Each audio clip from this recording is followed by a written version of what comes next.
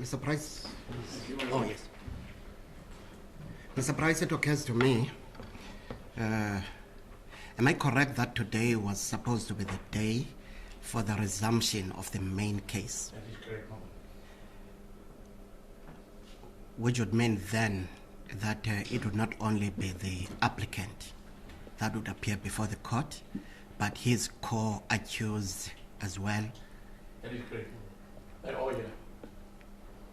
Now, in the light of the fact that we're still dealing with the application, which does not affect the other co-accused, would it not be proper that perhaps we dispose with postponement of the main case to whatever date it will be postponed to, so that the other co-accused are not inconvenienced by having to sit in court in circumstances where an application that has nothing to do with them is being dealt with? I think that's a very good idea, my lord. I must just indicate to you that I'm not involved in the trial.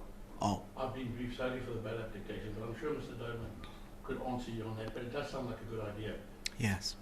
But that's something that will have to be organised between Mr. Doman and our learned friends for the state. Indeed. And what we will do, with your permission, my lord, is we'll seek to arrange a date suitable to all and get it to you as soon as possible.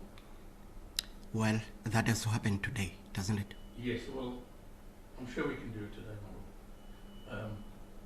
And in fact, maybe that's what we should have done first thing in the morning, so that they don't have to sit here listening to proceedings It makes in sense. which they have no interest. It makes sense.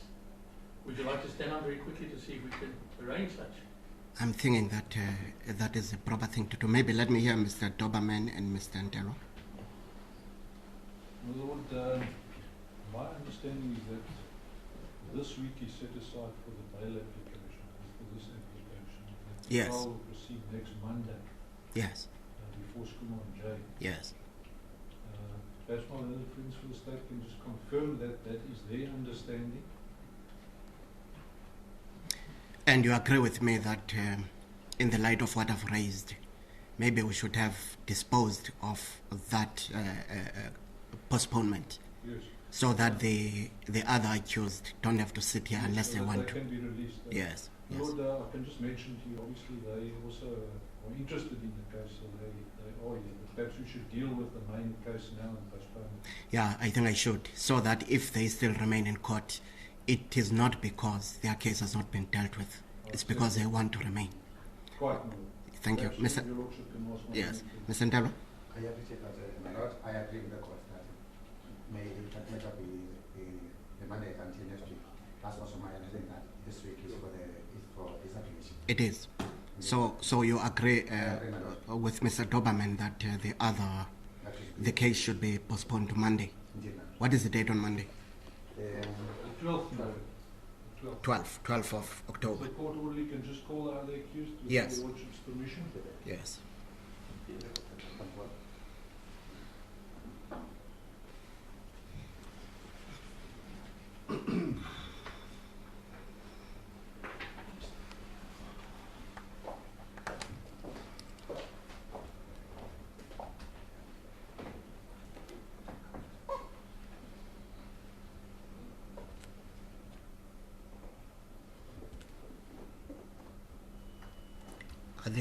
So the other accused are already in the dock. Indeed.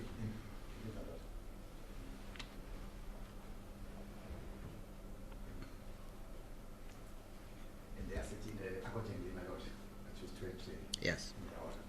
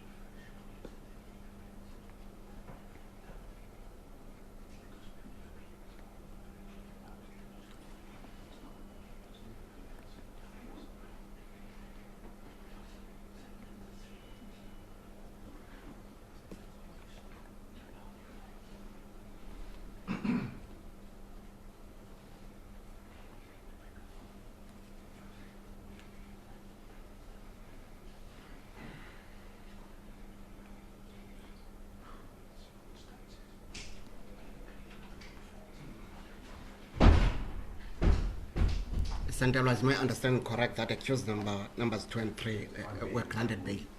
Is it not? Yes.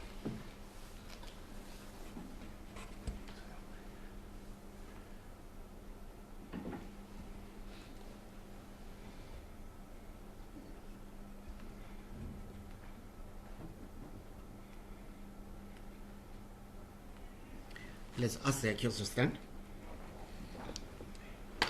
As you would be aware, your main trial was supposed to commence from today and to proceed. That is a trial that is taking place before Skuman J. Do you have an interpreter? They speak English, my lord. They don't need any. So they don't need an interpreter, even in the main case. Right. Now, because of the application that has been brought by accused number 1, which the court is dealing with today, that has had the effect that the main trial is not capable of proceeding today, and it has to be postponed because this week has since been set down to proceed with the application by accused number 1 that is pending before this court. That being the case, the main trial cannot proceed this week, and by arrangement between the state and the defense and the presiding judge, the main trial is remanded until Monday, the 12th of October 2020 at 10:00 hours. Accused number 1 will remain in custody. Accused numbers 2 and 3 are out on bail. They must make sure that they come to court on the 12th October 2020 by 10:00 hours.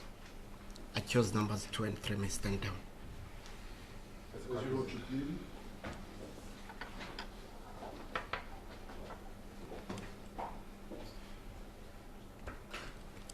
Yes, Mr. Price. Thank you, my lord. I take it your lordship has now had an opportunity to read the papers. Mr. Price, to my surprise, there was quite a delay before the papers were brought to me. We have to make extra copies, my lord. Yeah, as a result, I tried my best to rush through everything, and I never took lunch. Through lunch hour, I've been reading, but I've not even finished reading. Would you like us to give you some more time? No, I think I don't want to delay. I can read after hours. So I think the gist of what it's all about, I think I got. So we may proceed, and you can take me through whatever you need to take me through in the course of your argument. Yes, ma'am. I take it that the papers were equally given to the... Yes. I confirm that, my lord. And you've gone through everything. I did. Right. Yes, Mr. Price. Thank you, my lord. My lord, in my respectful submission, we need to make a decision at the outset on our request to this honourable court to apply the provisions of section 60 subsection 3 to call vital witnesses. But before we even get there, my lord, we need to show you, as I understand the presence of new factors. Yes. We've set them out, in our view, in detail in our papers. And if I, Sorry, Mr. Price, maybe without interrupting you, I thought I would go through this. I just want to make sure that I understand the position. Certainly. So I've made a summary of the relevant facts leading to today. yes, my lord. My understanding of the situation, as I gleaned from the affidavits filed off record, the first bail application commenced on the 3rd May 2017, culminating in a judgment on 9 June 2017 before the magistrate, who gave judgment on the 9th of June dismissing the first application. That's correct, my lord. And then on that same date of 9 of June 2017, the present applicant, noted an appeal against the judgment refusing bail to the High Court. On 30th August 2017, a second bail application was proceeded with on new facts before the same magistrate, culminating in the refusal of that bail in a judgment that was delivered on 9 September 2017. Question J, that's correct. No, that is still the judgment of the magistrate. I see, sorry. Yes. And then on 11 October 2017, a further appeal against bail refusal was noted to the High Court. That is the part I don't understand. That is what your founding affidavit says. Quite correct. But when I looked through the papers to see where I could find the further bail appeal against the second bail refusal, I couldn't find it. No, hold on. The first bail application, Yes. the setting down of an application for leave to appeal was never followed up. In other words, there was no appeal to the High Court on the first refusal of bail. The applicants changed their lawyers and brought in lawyers from Johannesburg, if I'm not mistaken. And they made a decision that instead of taking the first bail application, refusal of bail on appeal, to bring one based on new facts. So there's only one High Court judgment. I see Mr. Ntawa shakes his head. They know a lot more about this than I do, my lord. Okay, yeah, my understanding is that it was in fact the first refusal of bail that was taken up on appeal, and not the second one. So where the affidavit, founding affidavit in this case, refers to the second bail appeal refusal being taken on appeal, that doesn't seem to be correct. May I just take a minute? Yes, yes.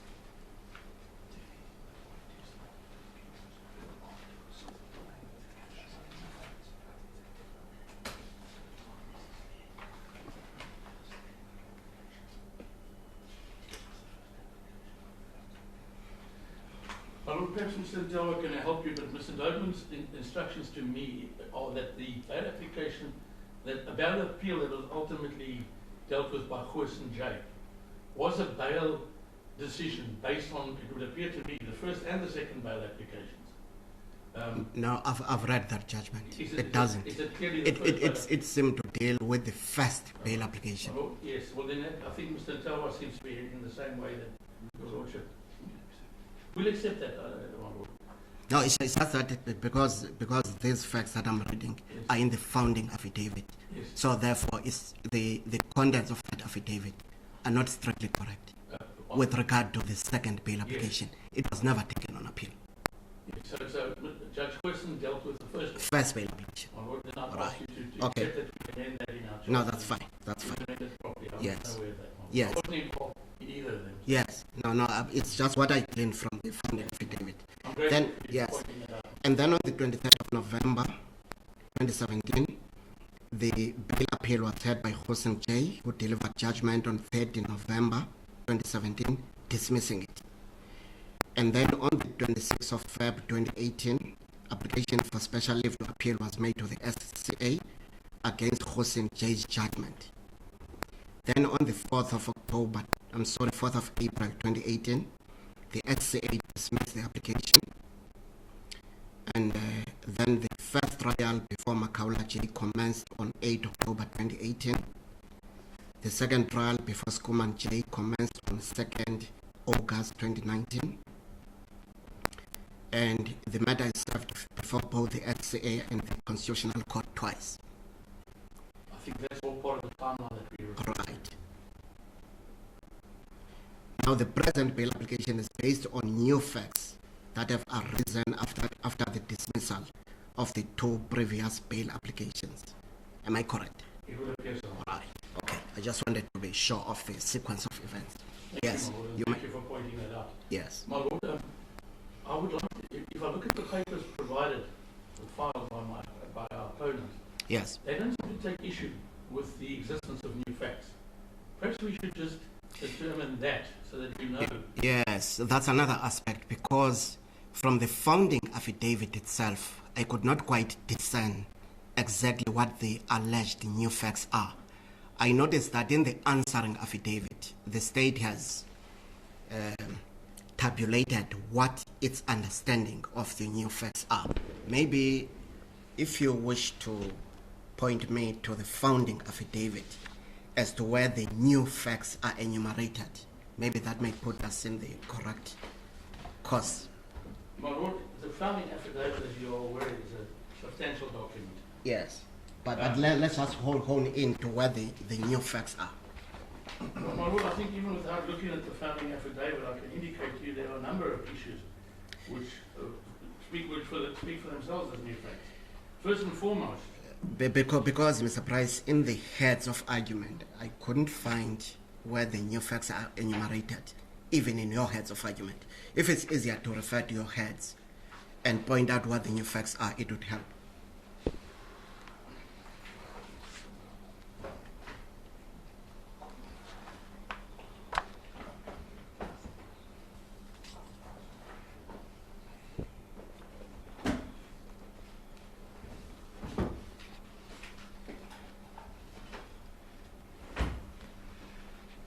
I'm sorry, my lord, there's Yes. other papers there. Yes, Just bear with me. yes.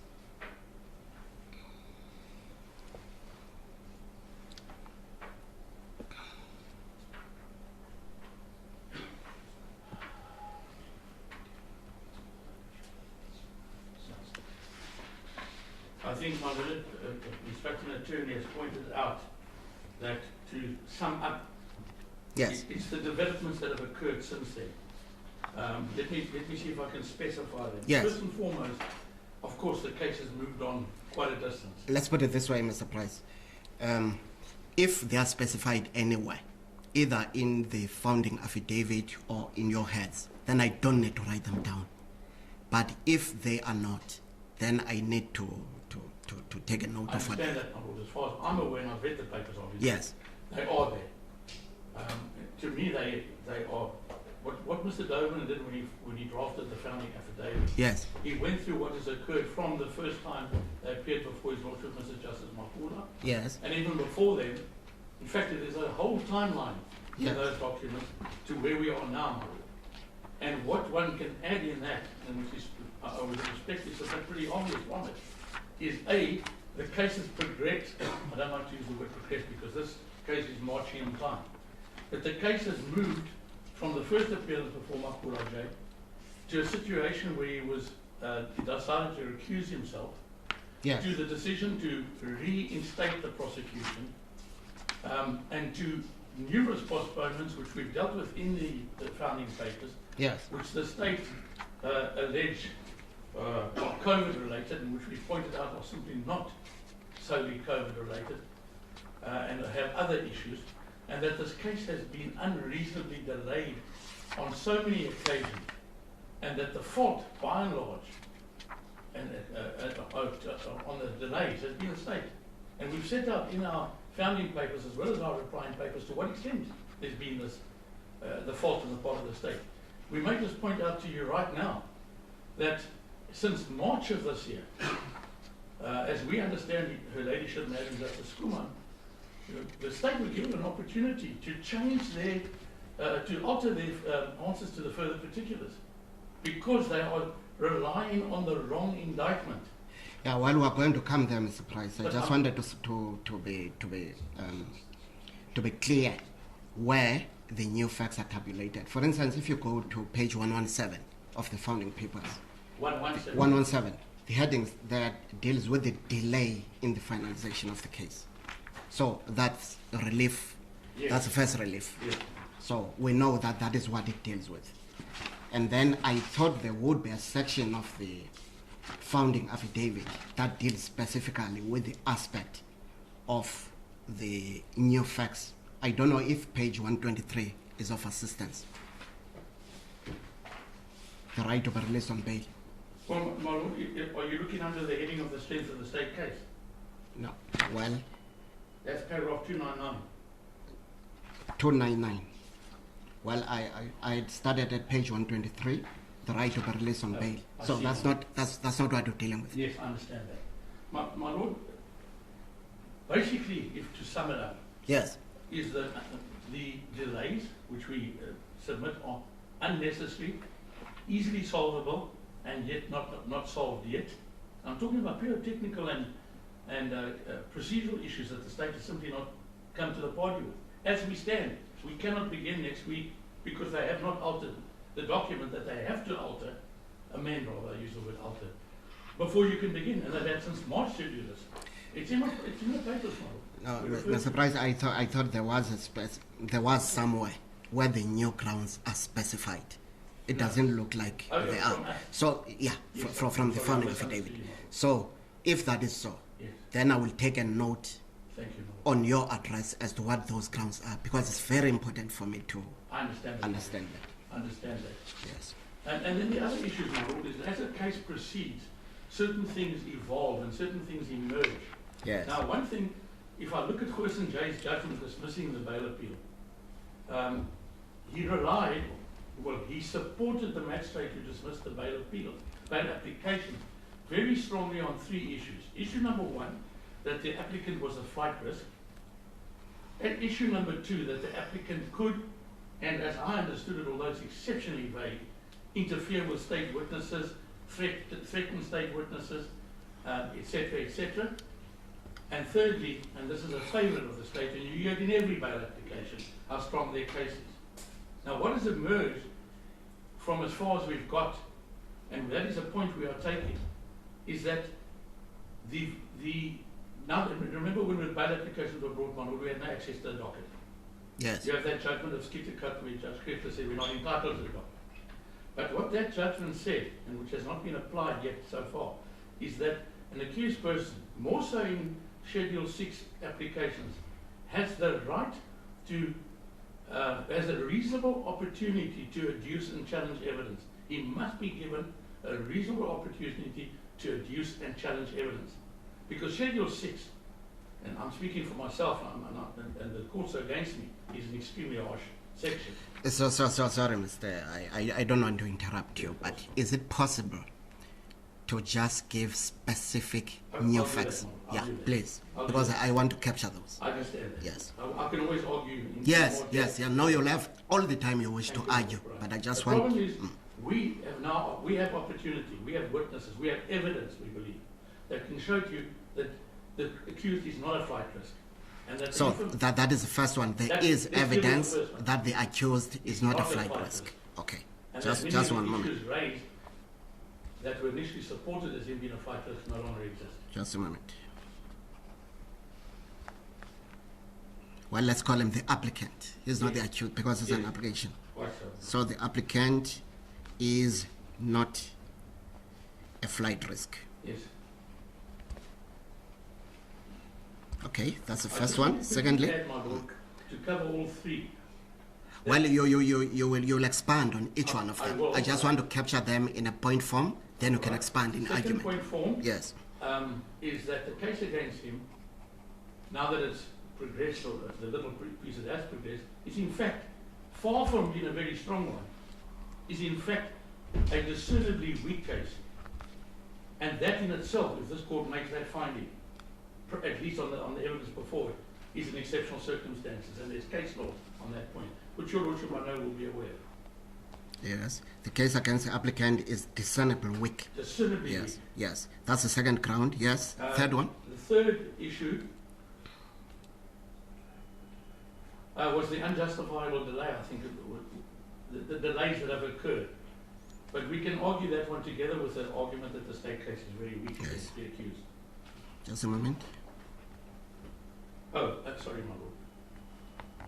We have witnesses. I'm sorry, I'll wait until you're Yeah.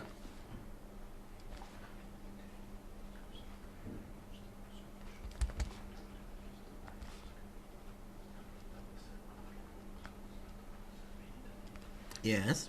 We have available, should we be able to persuade your lordship to allow us to call witnesses that will, in our respectful submissions, decidedly convince your lordship that Mr. Plaatje's vague comment that the witnesses had been threatened and somehow, even though not doing it, trying to connect it to the applicant has no basis. And we believe Just a that moment. if we get an opportunity, my lord, we'll place evidence before you to show that if anything, the applicant has absolutely no interest in and has never played any role or ordered anyone to interfere with state witnesses. So those are the largely, by and large, the main points, my lord. Just a moment.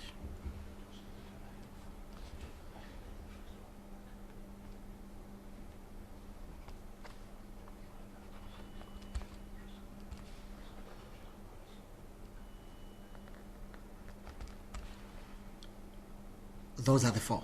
Those Okay. are the main headings. Yeah, these are the main headings. Let me just repeat them for emphasis. First one, there's evidence that the applicant is not a flight risk. Secondly, the case against the applicant is discernibly weak. Thirdly, there has been an unjustifiable delay in finalizing the case. And fourthly, there are witnesses that will testify that plagiarized evidence that the state witnesses have been tampered with is incorrect. Yeah. May I add the fifth one, my lord? Okay. It'll be part and parcel, but it's essential at this point in time. Yes. It has come to our notice, and we're going to ask to present evidence to you, something you need to still make a decision on, that, well, we know that a prosecutor, Advocate Serfontein, has withdrawn from this case, and her basis for the withdrawal is that she said that she cannot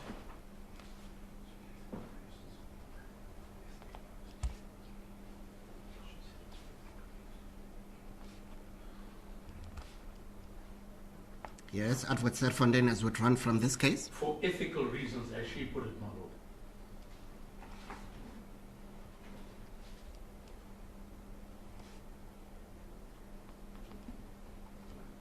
And my lord, you will notice in our second lot of heads of argument that we presented to you now in the lunch hour, we've attached as annexes AA and BB, in particular AA, the Code of Ethics for Prosecutors. Yes. And we'll be relying obviously very strongly on that. Right. So, just to take it one small step further, my lord, Yes. if our information, which at this moment we don't have before you, is correct, then there have been serious, I don't even want to call them misdirections because there's serious injustices conducted in this case, which are so serious, my lord, they may lead to this case coming to a very abrupt end. Well, That's something that's going to be part and parcel. Your lead evidence. Yes, I'll leave Well, it. let me just indicate at this stage, Mr. Price, I'll give you all the opportunity Thank you, my lord. to lead whatever evidence you want Thank to, you, my to lord. lead. Yes. Thank you, sir. Right. That's basically what we alleged on you. Yes. my lord. Yes. As I understand the state, and I might be wrong, I don't see anything in their paper suggesting there aren't new facts. So there's no specific objection in their papers to our attempt to present your lordship that there are new facts.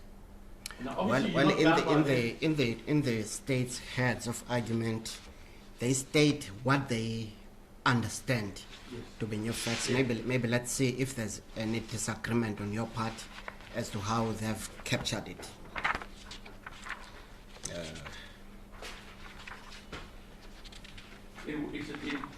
That's on page in their heads of argument. Oh, no. Paragraph 9 of the state's heads of argument.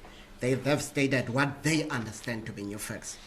Are you agreeable with them, or is there anything that they have missed or misstated? Where's your That's on lordship paragraph 9. Paragraph 9 of their heads? of the Thank you. respondent's heads of argument. Yeah, Okay. paragraph 9. That's fine, my lord. Could you just read it to me, my lord?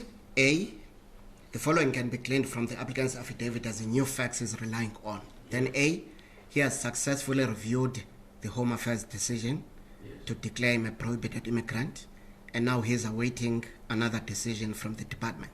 That's the first ground. Secondly, his physical and psychological health condition is affected by his continued incarceration. C, the risk of contracting coronavirus is high in prison. 4, that is D, interest of justice permit his release, as to date there are no complaints of intimidation from the witnesses. E, he has strong family, emotional, and occupational ties to this country. And F, the state case is extremely weak, as the victims are single witnesses, and there's no corroboration to support the allegations, and as such, there's a strong likelihood that he will be acquitted. I think Those are the new facts that is understood by the state. I think that by and large we agree. Oh, By and large, what we say are new facts and what they say are new facts are the same, save for this evidence we have on this ethical withdrawal of the prosecutors. But on the rest, we agree with them. so then because most of these that are stated, you have not as tabulated in the 5 facts. That's So, not- so can I take it that both the 5 facts you've tabulated read with what the state alleges here are the new facts? Yes, my lord. Right. Okay.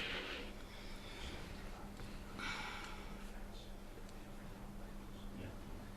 Just an instruction that we reserve the right to rely on any new facts that appear from our papers. But I think we've dealt with it in a pretty specific way.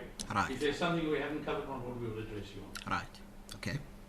I don't know if you want to take up the state on Well- whether or not they, are we in agreement then that there are new facts so we can proceed? Well, you, Because we have to overcome that first model.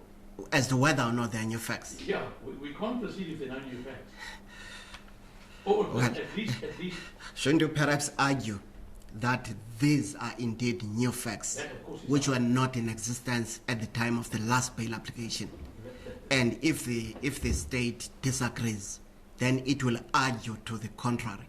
Yes. Or unless you wanted to establish whether it's common cause that there are new facts. That's what I want to. In which event, then there would be no need for you to argue Yes, that of course. aspect as And to the whether reason- there are new facts or not. Yes, my lord, and one of the reasons I raise that is because there are judgments, they're not consistent, but there are judgments that say that if you're relying on new facts, the court that is hearing you must first find that prima facie there are new facts before you can even proceed.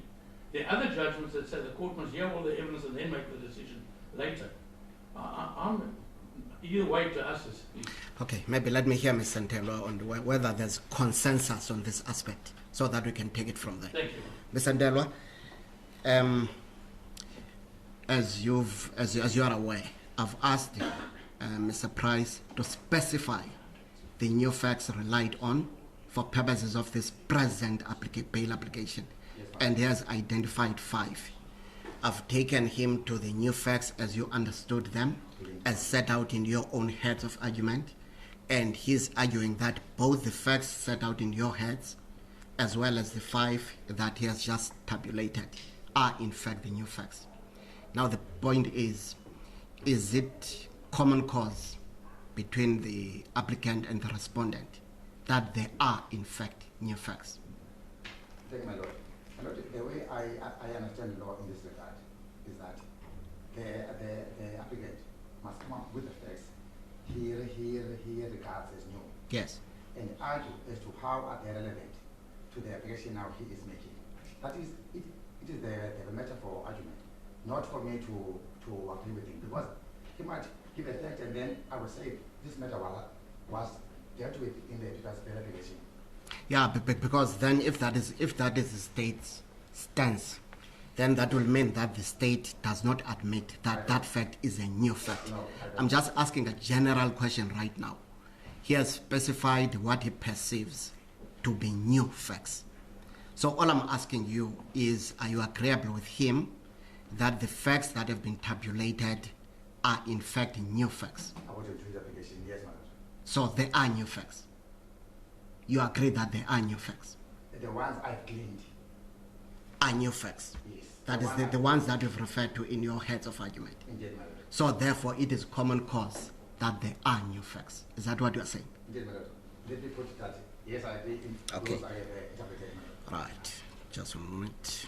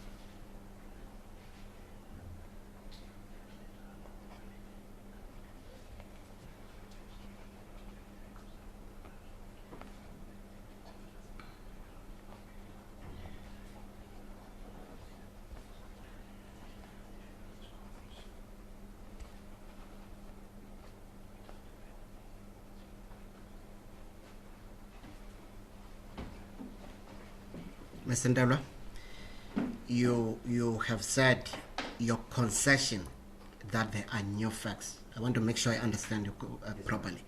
Is confined to the new facts which you have specified in your heads of argument. But now there are further facts that have been tabulated by Mr. Price. Do you concede that those are also new facts? Because I don't want any misunderstanding on this aspect. In other words, over and above the facts specified in your heads of argument, the facts tabulated by Mr. Price are further new facts. My lord, I cannot say these ones he has just informed the court facts, because he hasn't yet given the reasons why he said he's not a flight risk. There are reasons he advanced in the previous deliberations about why he was not a flight risk. But now I don't have the privilege of knowing as to what facts now he will put that will now address that ground that he's not a flight risk. That's why I cannot say that is new, because I don't know what grounds is he going to rely on that. Yeah, the point is, if there was agreement, if both parties were at idem that the facts tabulated and the facts that appear in the heads are new facts, then there would be no need for Mr. Price to argue and convince the court that those are indeed new facts, because it would be common cause. But now, if you don't agree that the points he has tabulated are also new facts, then he will have to argue those. Indeed, because these new facts now he has just come up with, they are new to me, and I don't agree that they are new facts. Right. Now I understand. Mr. Price, I think now it's clear what the respondent's stance is. It appears, if I can recall, that two of the new facts we raised are part and parcel of these new facts. For example, the interference of witnesses. Yes. Let me point out this, my lord. Yes. I think my little friend misunderstands his role. We are not saying to him that it's a fact that the applicant is not a flight risk, that it's a fact. We're saying that we're arguing those as new facts. Ultimately, at the end of the day, your lordship is going to have to look at what facts we produce to support that in order to determine to what extent it carries any weight. So all we are saying is we are raising those as new facts. And should we be able to raise evidence that suggests either way that he's not a flight risk, that would be a new fact. We understand that my little friend can't make a comment now because we haven't indicated to him specifically what it is. But if he read the heads of argument, the first heads of argument, read the founding and replying papers, he will see there, point for point, why we allege some of these new facts. I'm not going to go into detail, but they're there.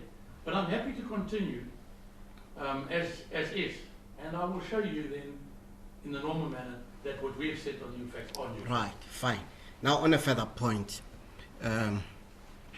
to guide the procedure that will follow, you've indicated that you intend to have viva voce evidence led. Now what I want to know is, do you want to commence your argument before that viva voce evidence is led, or do you want to argue only after all the evidence, including the viva voce evidence, has been led? How do you propose to proceed? I'm very glad you brought that up, because that's essential for us.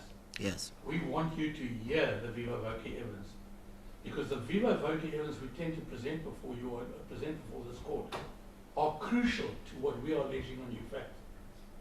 You remember the last or the second last issue I raised about ethical reasons? Yes. The turnover of prosecutors, like people changing socks. Those are all issues that we need you to hear, my lord. And so it's essential for us. We believe that if we call these witnesses are called, and that we all given an opportunity to cross-examine them, etc., it will emerge, we submit, so strongly that A, there are new facts, and B, this case is in serious trouble. I cannot argue that at this point in time, my lord, until you've heard the evidence. Yeah, that is why I'm asking this question. We will have to ask you, my lord, and I know it's... Well, that's another issue. Yes. As I understand the section, you are to be given, because it's a 6011A. Yes, exceptional. Yes, the accused has to be afforded a chance to present evidence that exceptional circumstances exist that permit his release on bail. So it is the duty, I won't call it an onus. There is a duty on the applicant, that is the accused, to, upon being given a fair opportunity to do so, to adduce the evidence. Now, as I understand it, you want to sort of shift that duty to call witnesses to the court. And I will want you to address me on that. My Lord, let me confirm first what you have said. Yes. Your reading of section 60, subsection 11A is perfect. Yes. It deals with the accused having been given a reasonable opportunity to do so, adduces evidence which satisfies the court that exceptional circumstances exist. Right. So that is what the Lordship has been referring to. We Right. need to show you, Yes.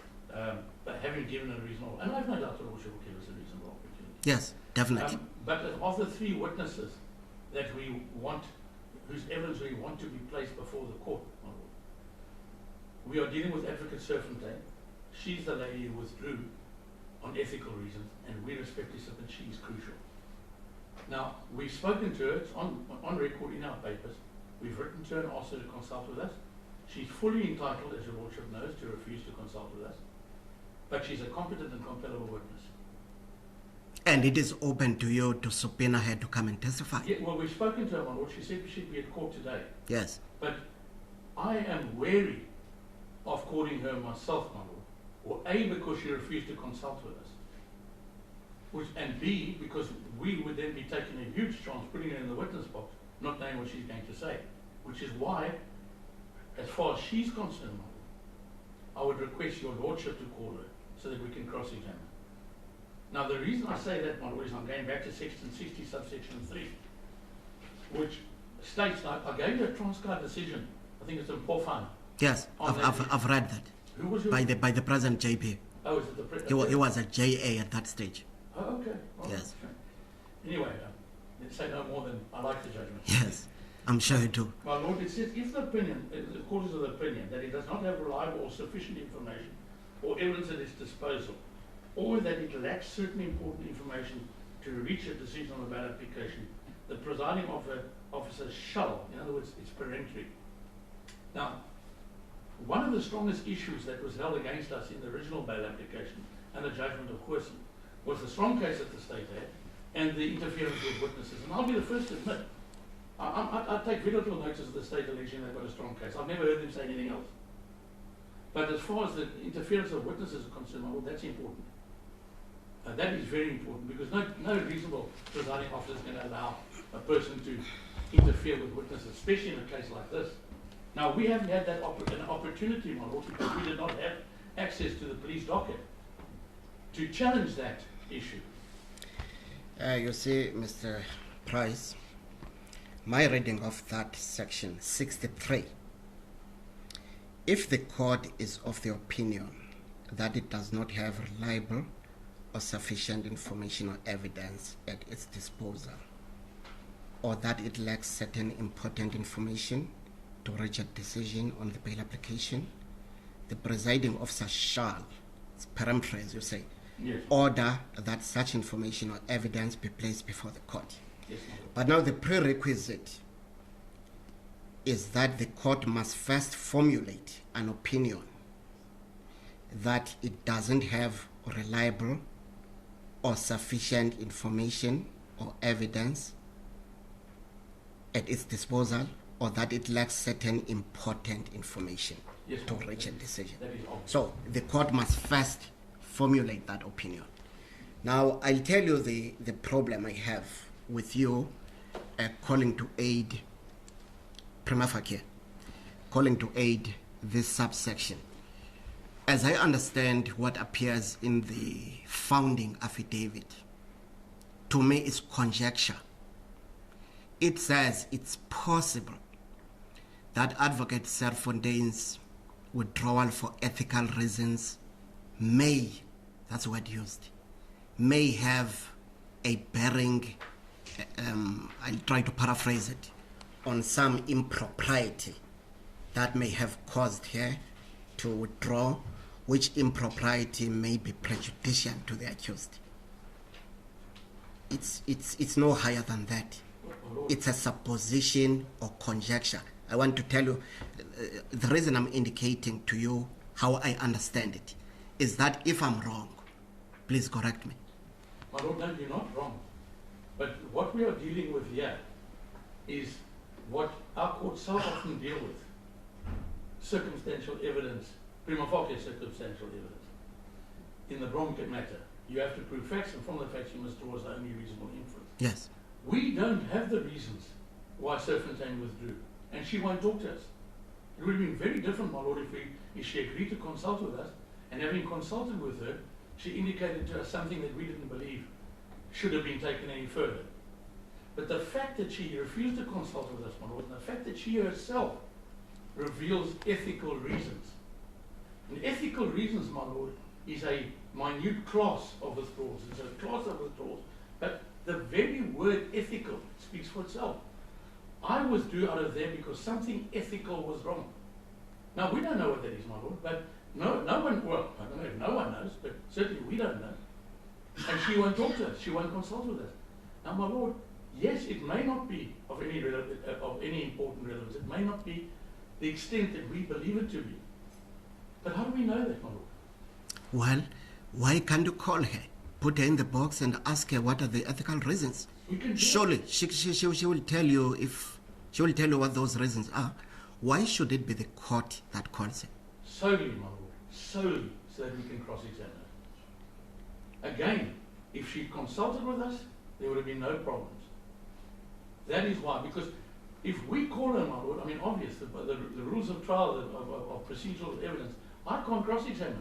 So if she gets in the witness box and she says, I'm not going to answer you, or I don't think it's important, what can I do? There's nothing I can do. And I'm telling you, my Lord, again, this might be a big city, but the whispers, they fly around. And the information we have at our disposal, I'm not going to go any further than that, is that this is a very serious and egregious, in fact, an egregious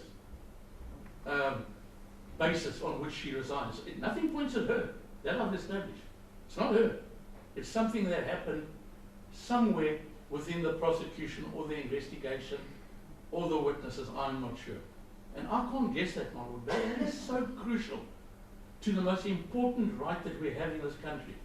And that is the right to a fair trial, my Lord. You know that. I don't have to address you on that. Mr. Price, the problem I have is on the basis of this very vague conjecture and surmise that her withdrawal may or may not have a bearing on the fairness of the trial.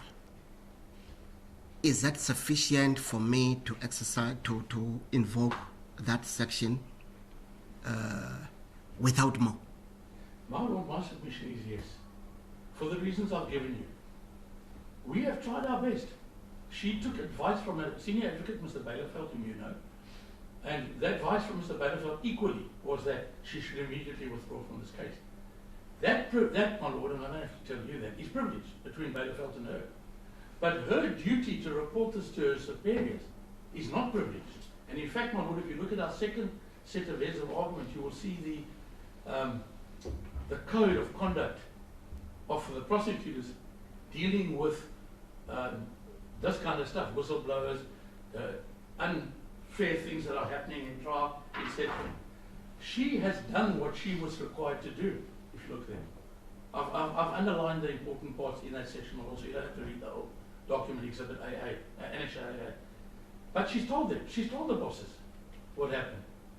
How do we get access to that? Because it's, as far as I'm aware, she's reported all of her complaints to whomsoever it ranks on. It might be the present DPP, it might be the acting one, I don't know. But if you look at that code of conduct, there's a duty on the state. And you'll see it in my heads, I refer to the Smythe versus Ushuakonza case. That sets out the duties of a prosecutor. The prosecutor, and Renassen's judgment is also attached there. Prosecutor has a very different set of duties to the defense counsel. And one of them is, and Judge Renassen says it in his judgment, as does Smythe, you as a prosecutor are not here to win cases. If you know of something that's favourable to the state in a criminal trial, or if you know of something favourable to the applicant in a bail application, you must reveal it. But it's not been revealed to us, my lord. You see, that's the whole point. Did she withdraw because of an aspect that is beneficial to the accused, which she needs to disclose? Yes. You see, that is the thing. If you are telling me that that is the position, then I could say, well, there's enough for me to invoke that section. But without telling me that, with you only saying it may or may not be so, that's very wishy-washy for me, prima facie. That is why I need to give you a fair opportunity to convince me that there is enough for me to invoke the provisions of that section. Yeah, I can't just do it out of the blue. No, There must be tangible reasons for me to formulate the opinion referred to in that subsection. Tangible reasons are there in my submission. Right. And I think we're putting it a little softly saying it may be.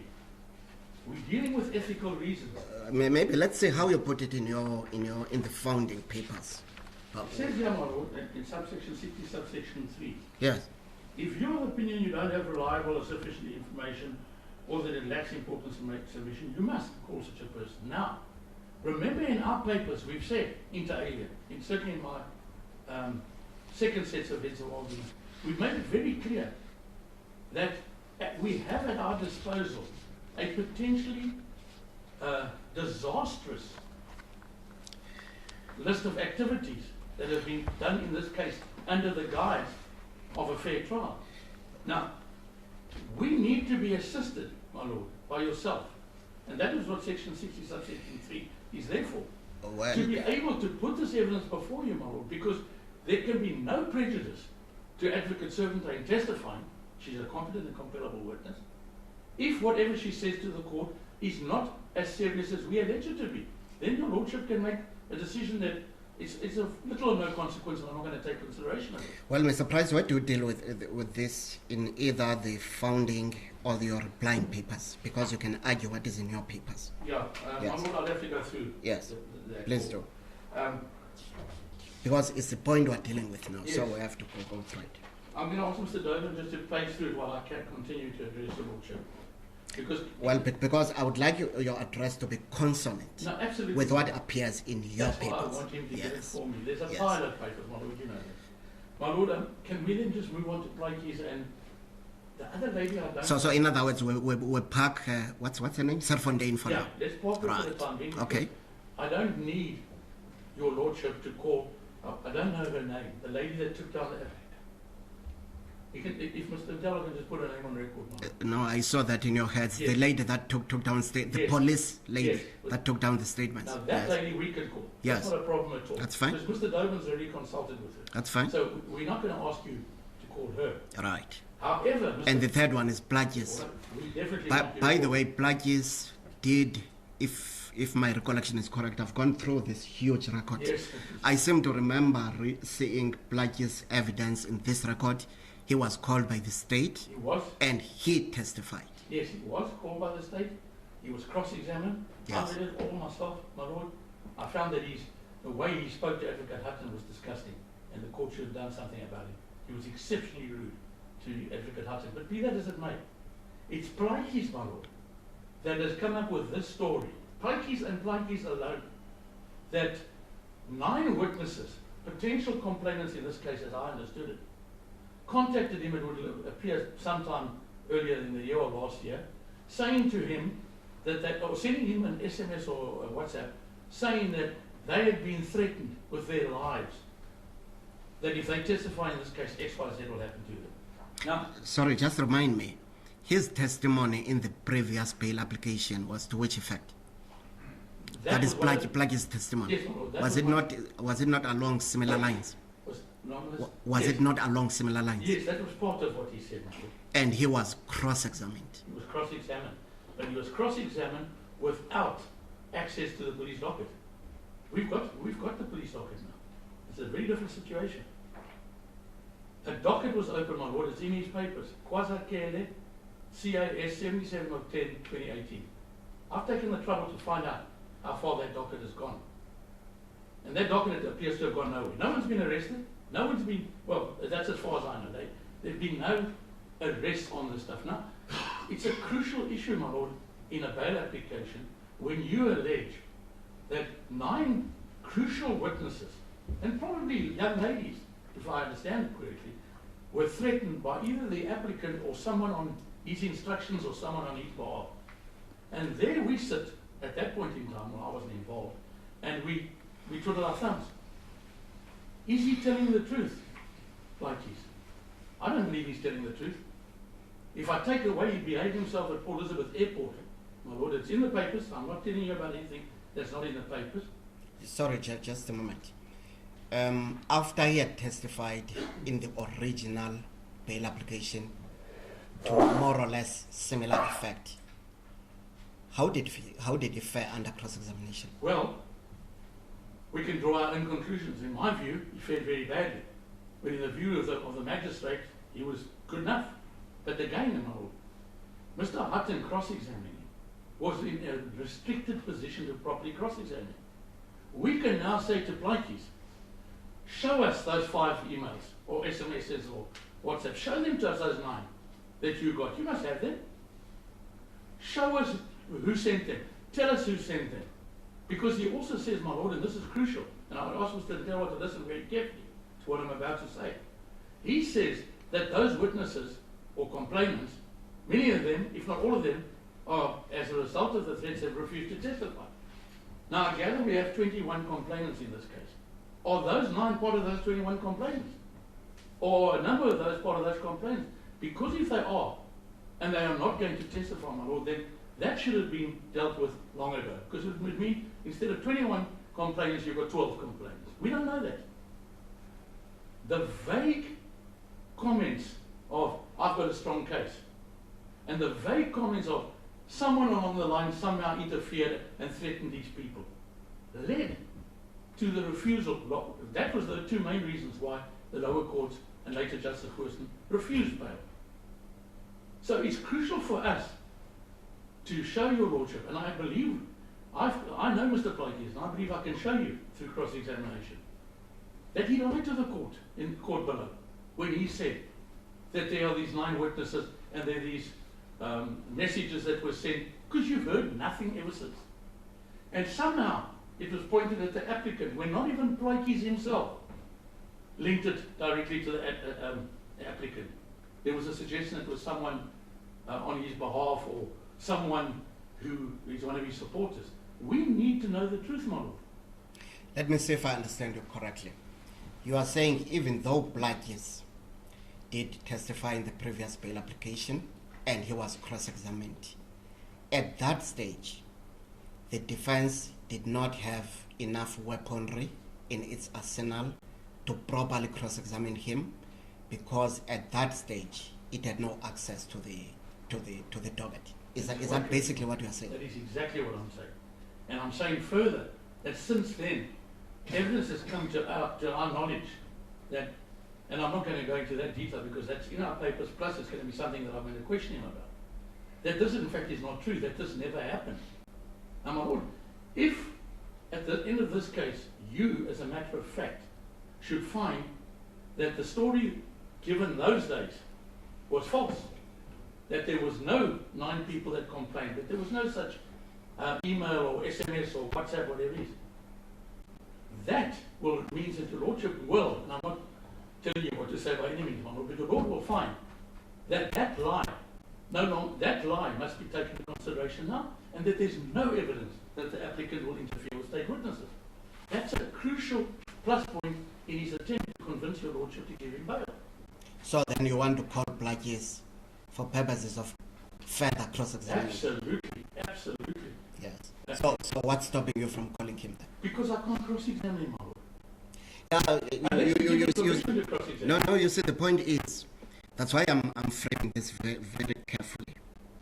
He has given testimony, according to you, which upon further reflection and after having had access to the docket, you have reason to doubt. Yes. Therefore, you want to call him for purposes of further cross-examining? Well, I'm not so sure if it's further cross-examination. Because I never cross-examined. No, the applicant. Well, it was done by somebody else, but it was still the applicant. Well, if your lordship approaches it from the viewpoint that we can cross-examine him because he's just continuing on his evidence in the lower court, Yeah, then I'm happy to take that route. Yeah, no, that's fine. I'll hear Mr. Ndelo on this, but we're talking here about a witness who has already testified with regard to the bail, Yes. to the bail that Yes. we are now seeking. Now, you say since he was last cross-examined on behalf of the applicant, new information which you gleaned from the docket And other, gives and other sources. and other sources gives rise to a necessity for his further cross-examination. Okay? With Yes. information that we never had at the time, which is what then makes it new facts. Okay. And it's a crucial issue, my lord. It's an issue of whether or not any witnesses were ever threatened, because if he lied about that, if he lied to the lower court and said witnesses were threatened when they were not threatened, he's got a very good chance of going to the Crowbar Motel. By that I mean jail.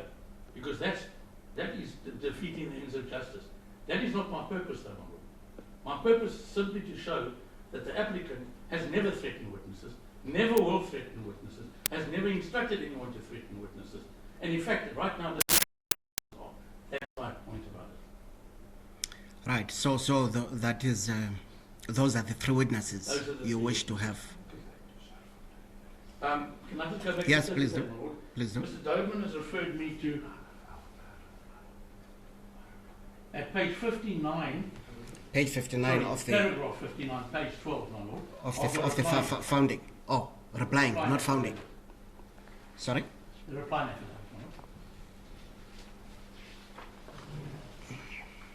my lord. It starts at 58 thereof. Just one moment. What page is that? Page 12. 12.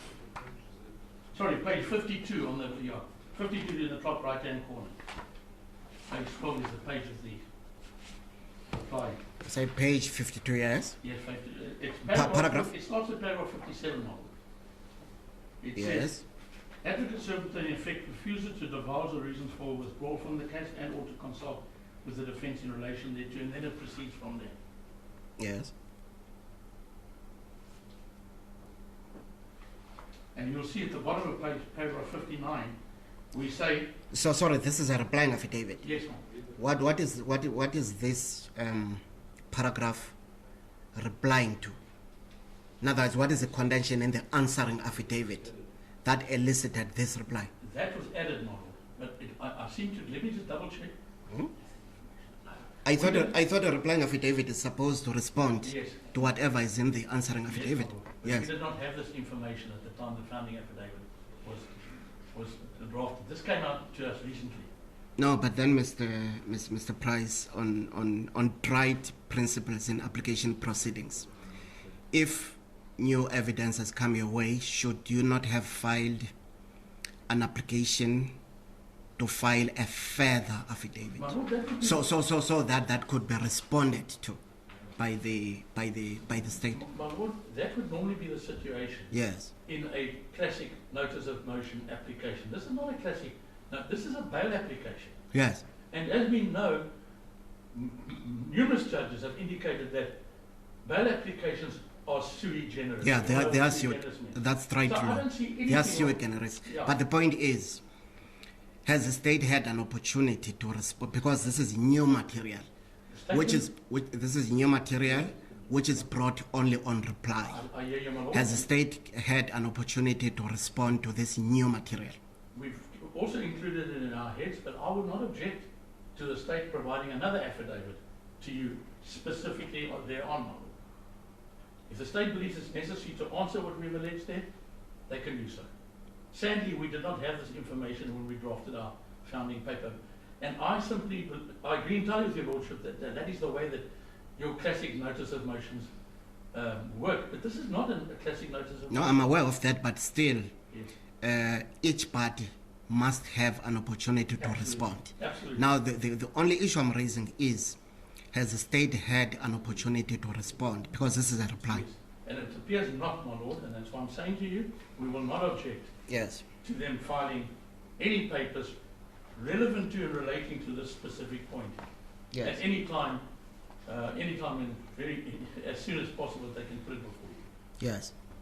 But right now, just to get back on track, Yes. right now the only thing you are arguing for is for the viva voce evidence Of that to be led.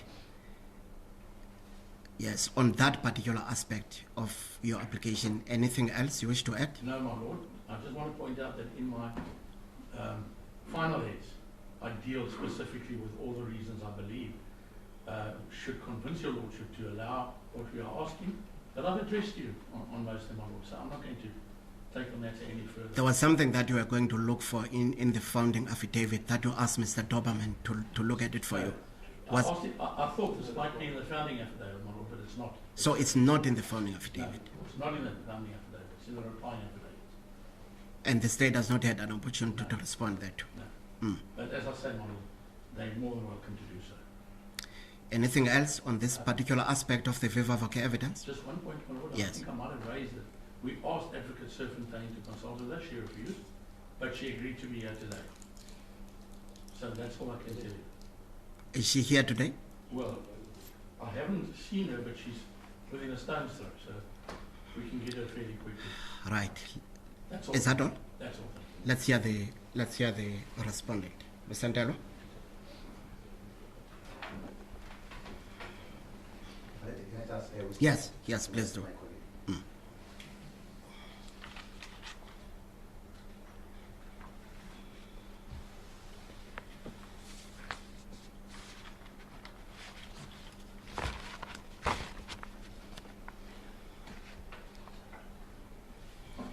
Okay, my lord.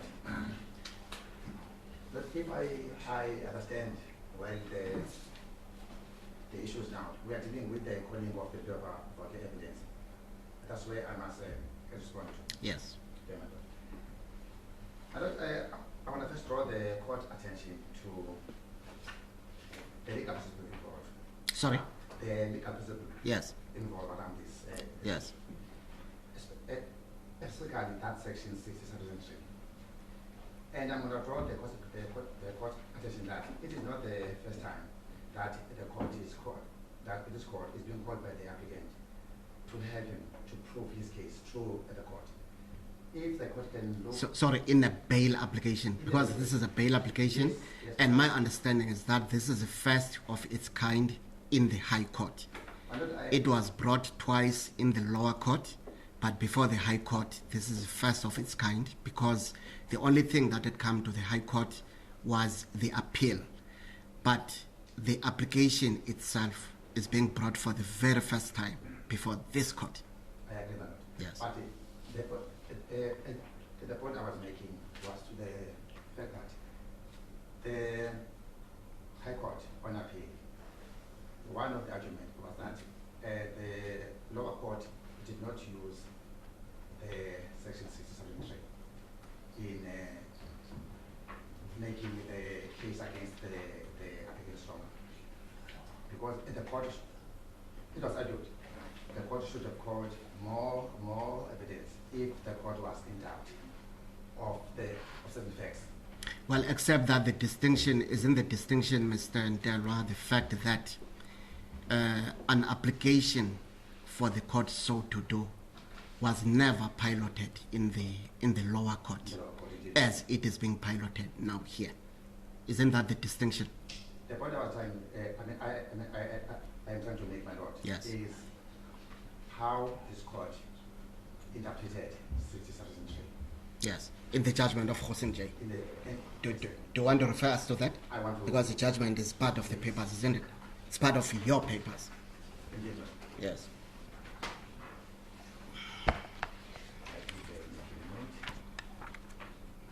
My lord is paragraph 20. What page is that? Page 7. No, it can't be page 7. Is it page 7? It can't be page 7.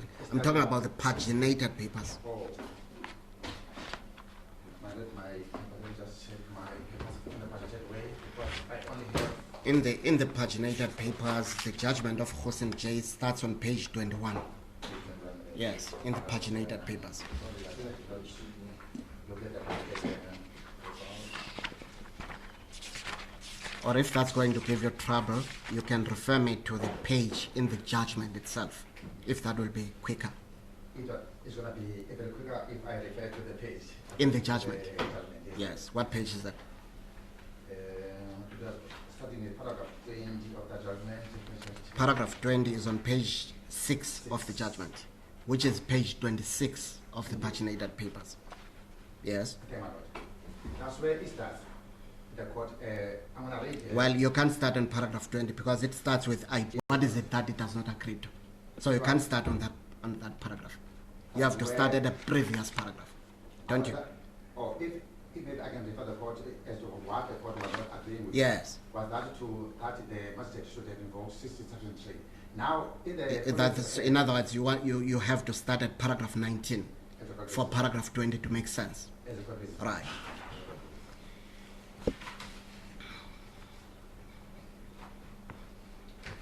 The argument that is now paragraph 19. Yes.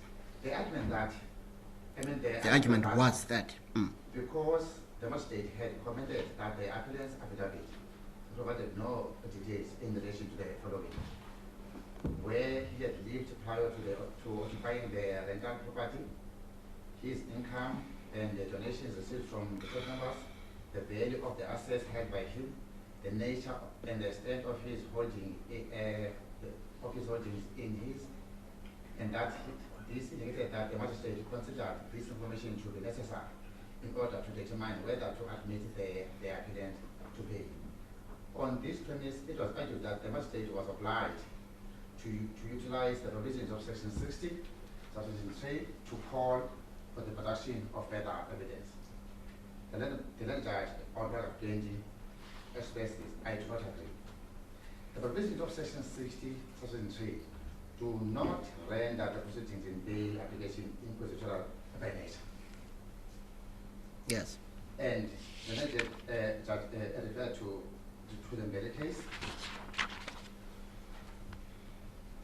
page 7.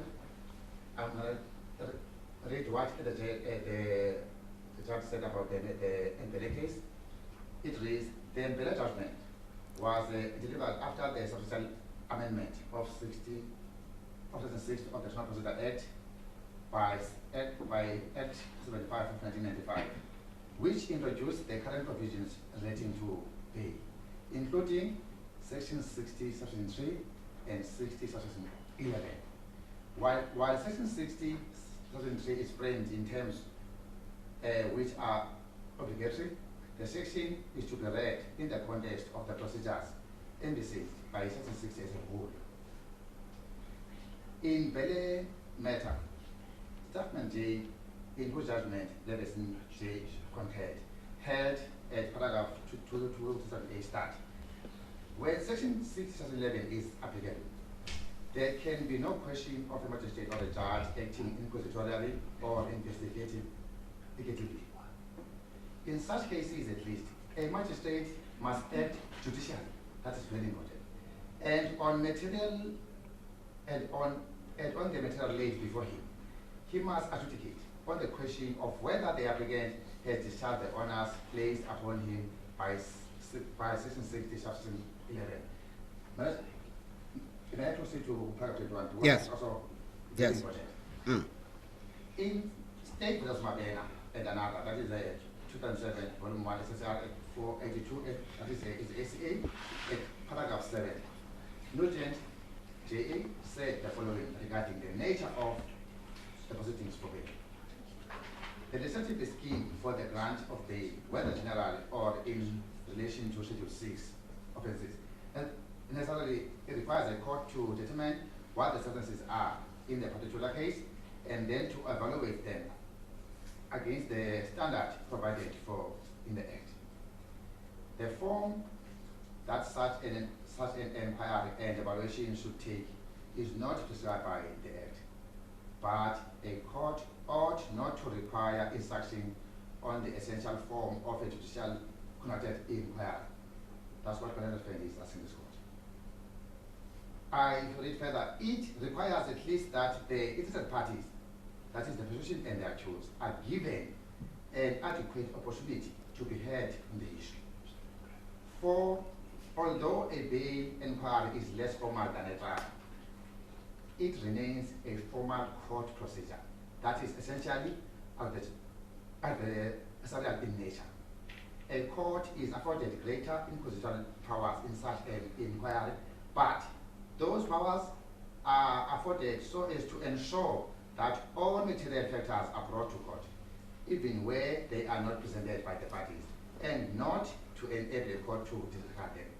And while a judicial officer is entitled to invite an application for bail, in some cases is even obliged to do so, that does not make him or her a protagonist. A bail inquiry, in other words, is an ordinary judicial process, adapted as far as need to be taken, to take account of its peculiarities. That is, be conducted impartially and judicially, and in accordance with the relevant statutory procedure. That is the premise I'm going to move on. Another thing is now asking this court to call two witnesses for them to cross-examine. They don't want to prove their case.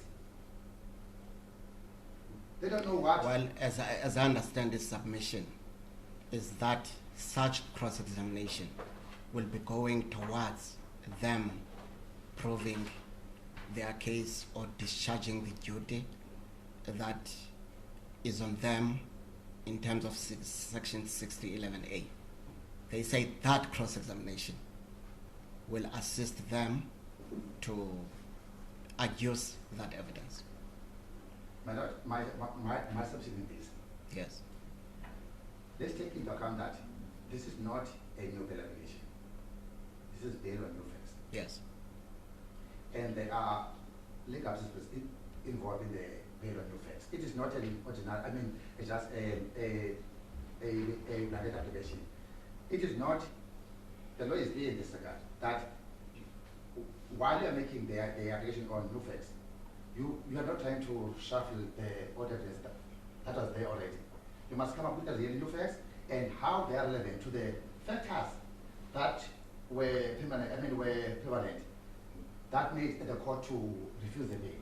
Well, let's hold it there for a moment. For instance, when it comes to Mr. Plagis, Mr. Price's submission, as I understand it, is that what is new is that at the time that Mr. Plagis testified in the lower court, they did not have access to the docket.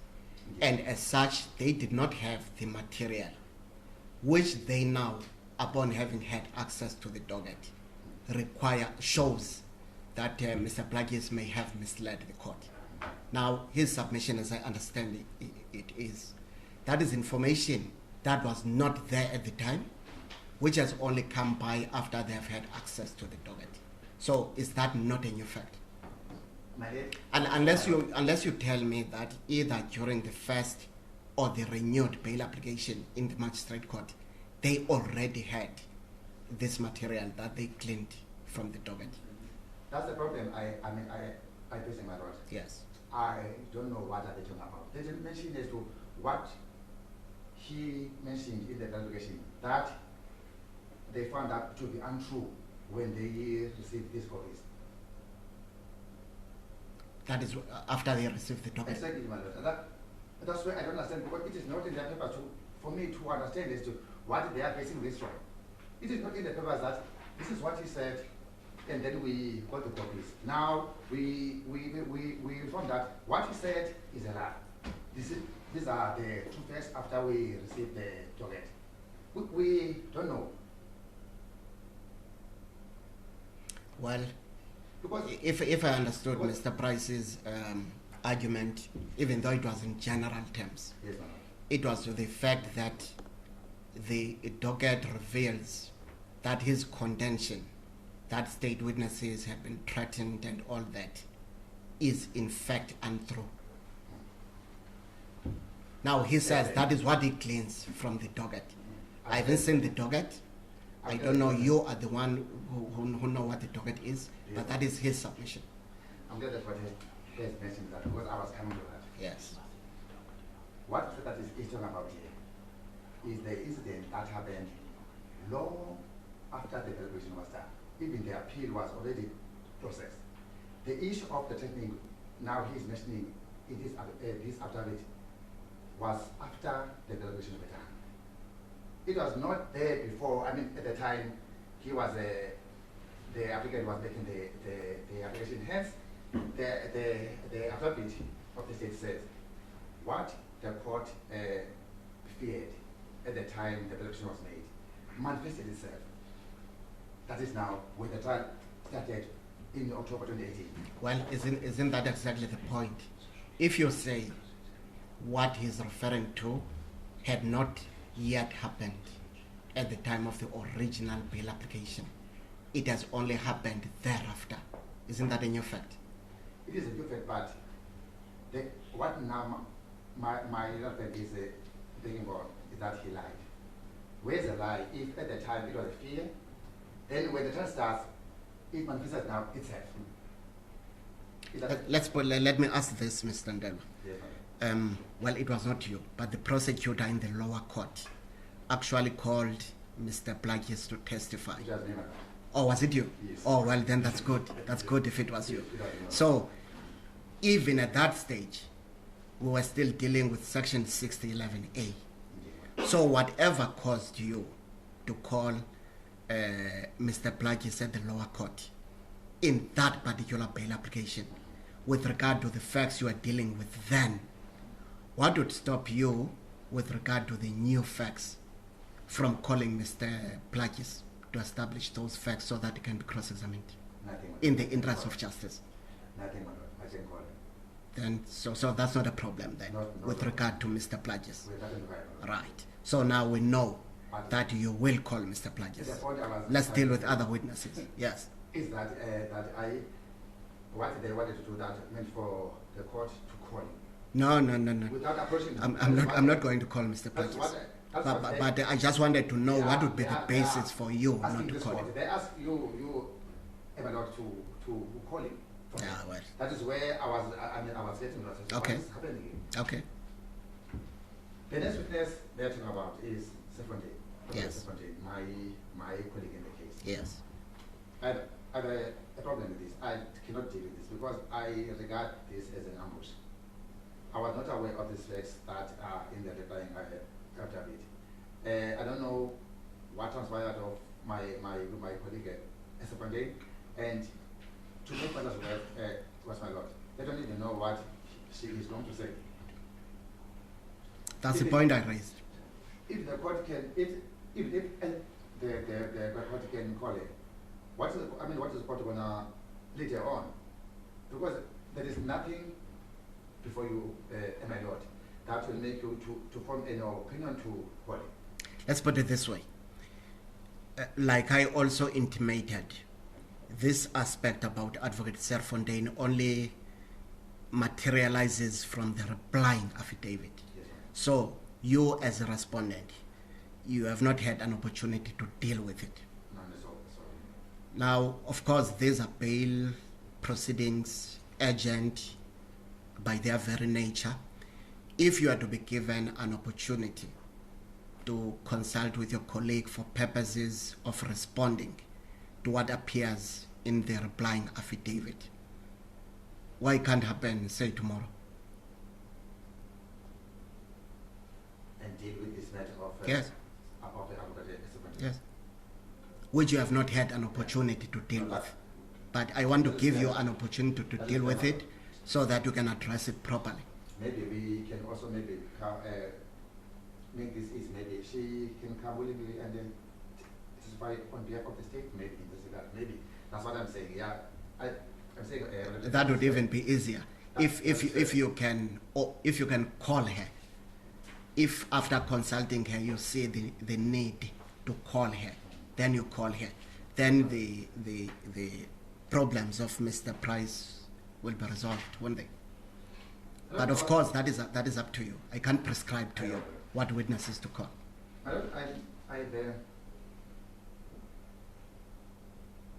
I have some reservations about the issue of Mr. Platis. I think his affidavit is clear in this regard. I don't know if another friend wants what to do, because what he's talking about also is in the case docket, and they even went to see the case docket. Well, Mr. Ndelwa, you've even in the lower court, didn't Mr. Platis respond in the form of an affidavit? He did not. But you did still. You saw the need to call him. What is different in this case? What is different, my lady, sorry, my lord, is the fact that in the lower court, I called him to reply on the application, on the new things that that the applicant had at the time he came now to, because we didn't have his affidavit at the time we were drafting his. So there were new things that I wanted him to comment on since they came to my knowledge that morning. Well, isn't that the same in this particular one? Your submission, as I understood it, was that the aspects that the applicant has referred to are issues that only occurred long after those two previous bail applications. So therefore, it's new facts. So how is the situation different from what the situation was in the magistrate's court when you called him? I see your guidance, and I agree with it. Yes. No, I have no further submission that I will. So is the situation then, I just want to summarize to make sure that I understand you. Is the situation then being that, one, you will call Mr. Platis, two, you will consult with Advocate Serfontaine with regard to what appears in the replying affidavit, and after such consultation, if so advised, you'll call her? Yes, ma'am. I will do that. And the applicant has indicated that it will call, who's the other witness? Brenda Makwana, that is my Yes, they will call her. So in other words, with regard to all three witnesses, it seems to me that everything is resolved. One of the witnesses will be called by the applicant. One will certainly be called by the state, and upon consultation, it is possible that you may call the other one as well. Indeed, madam. So isn't that, Certainly. let's put it this way. I say the time is 3:30, and we need to be proceeding tomorrow, and you need time to consult with Advocate Serfontaine as soon as possible. There may or may not be a need to file an affidavit from her, especially if you're calling her. So are you then going to, how long do you think you need to go through all those aspects?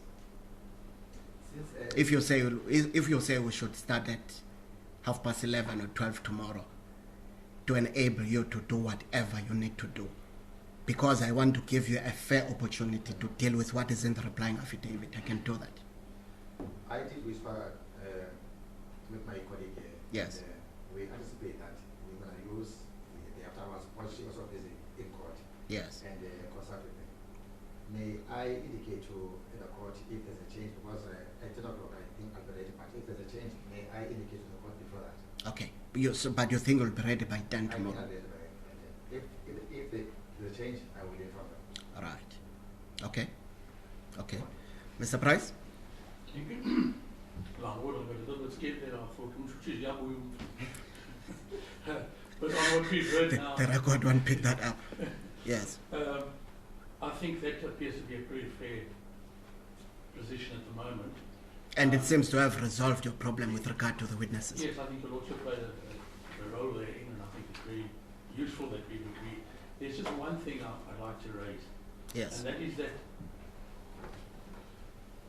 the fact that Advocate Serfontaine refused to consult with us, again, it's her right.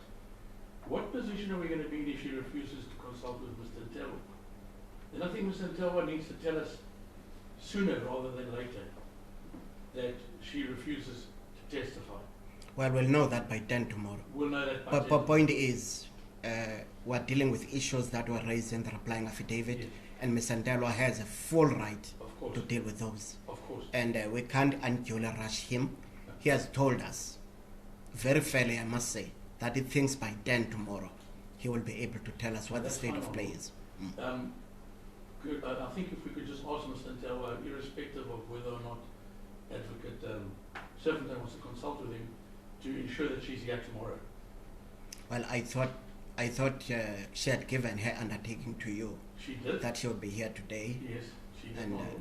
yes, And she's probably very easily reachable. But if Advocate Ntawa is going to talk to her, and whatever decision she takes, and obviously if she agrees to testify for him, she will be here. But should she not agree to consult with him, and that's her right as well, just to ask her to be here tomorrow. Because then I think we will well, probably, isn't that something that the two of you can agree on?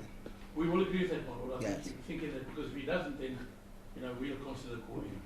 You see, not being a protagonist to this particular contest, I don't want to descend too much into the I arena. understand. So I prefer the parties to deal with it. We'll do that with the model. Yes. So doesn't that then bring the proceedings for today to an end It does. until 10 o'clock tomorrow morning? If it's 10 o'clock, it's Or as soon thereafter as Ms. Ntawa will have been ready? as the court pleases. Model. Right. Anything else, Mr. Price? Nothing. Anything else, Mr. Ntawa? Anything like that. Right.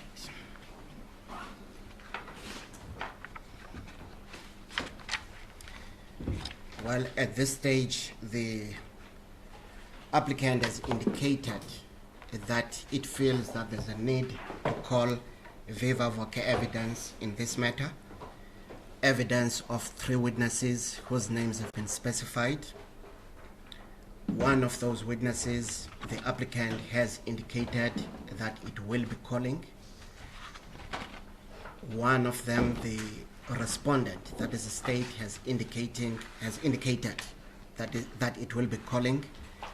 There is still no certainty with regard to the 3rd witness, but the respondent has indicated that it will consult with that witness and possibly call the witness. Of course, it is not sure what the state of play is until it has consulted with that witness. So at this stage, the position with regard to the 3rd witness, namely Advocate Serfontaine, is not clear, but it will be clarified by 10:00 hours tomorrow morning. Now, that being the case, the matter is postponed or stood down until tomorrow at 10:00 hours for oral evidence to be led. As the court pleases.